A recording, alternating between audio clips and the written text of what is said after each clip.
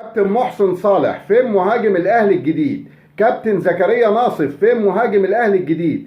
امير توفيق فين مهاجم الاهلي الجديد؟ يا كابتن الخطيب، جماهير النادي الاهلي بقت تتضايق وتتغاظ من كلمة مهاجم النادي الاهلي الجديد.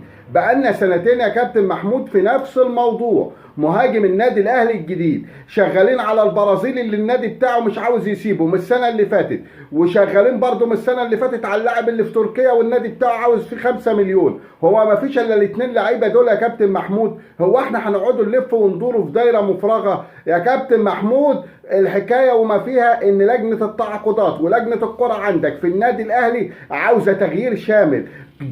كل جماهير النادي الاهلي بتطالب بتغيير يا كابتن محمود. الكابتن زكريا ناصف، الكابتن محسن صالح، وامير توفيق، الثلاثه دول يا كابتن لازم يمشوا، ولازم يجي ثلاثه محترفين زي هيثم عرابي وغيره، ثلاثه يقدروا يخلصوا صفقات، ثلاثه يقدروا ينجزوا في الصفقات اسرع من كده. مش معقول صفقه نقعدوا نتفاوضوا فيها سنتين يا كابتن محمود عشان نجيبوا مهاجم. هو لازم يعني المهاجم ده فيه مليون مهاجم، بس العين اللي تشوف والعين اللي تقول ان ده هو يصلح للنادي الاهلي، ان ده في الملعب هيبقى محطه تمام، ان ده المهاجم اللي النادي الاهلي بيدور عليه. ممكن يكون اسمه مش معروف، بس الناس اللي تشوفه تكون بتقدر وتكون بتفهم وتكون بتعرف تختار. انما بكل امانه الكابتن محسن صالح مع احترامنا ليه، والكابتن زكريا ناصف مع احترامنا ليه، وامير توفيق مع احترامنا ليه، الثلاثه جماهير النادي الاهلي بتقول لك عليهم مليون علامه استفهام. هم اصحابك ولا ايه؟ انت ليه محتفظ بيهم لغايه دلوقتي؟ ليه؟ وبعدين لما جيت تعمل تغيير،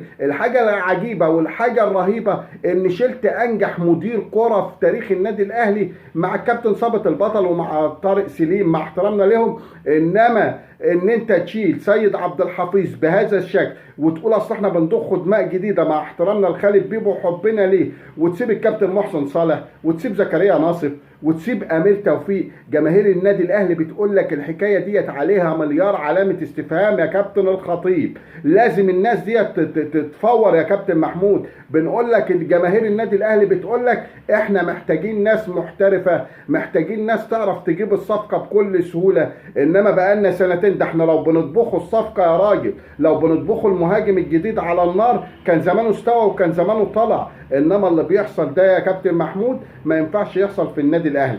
رجاء نظره للكابتن محسن صالح والكابتن زكريا ناصف، صحابك واصدقائك على راسنا من فوق وناس بنحترمهم وبنجلهم. انما بصراحة أنا وجماهير النادي الأهلي كلها شايف إن دورهم انتهى في نادي الأهلي.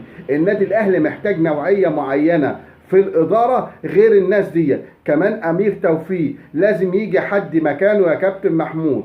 احنا قلنا وجهة نظرنا وحضرتك صاحب القرار. شلت سيد عبد الحفيظ عشان تغيير الدماء، طب الناس ديت قاعدة ليه؟ وفين المهاجم الجديد؟ هو ده سؤالنا ليك. بالتوفيق للنادي الأهلي إن شاء الله، ويقدم موسم تاريخي وياخد السوبر الأفريقي وياخد بطولة أفريقيا وياخد الدوري وياخد جميع البطولات اللي هيشارك فيها السنة دي ويشرفنا في كأس العالم للأندية. شكرا لحضراتكم، رجاء الاشتراك في قناتي وتفعيل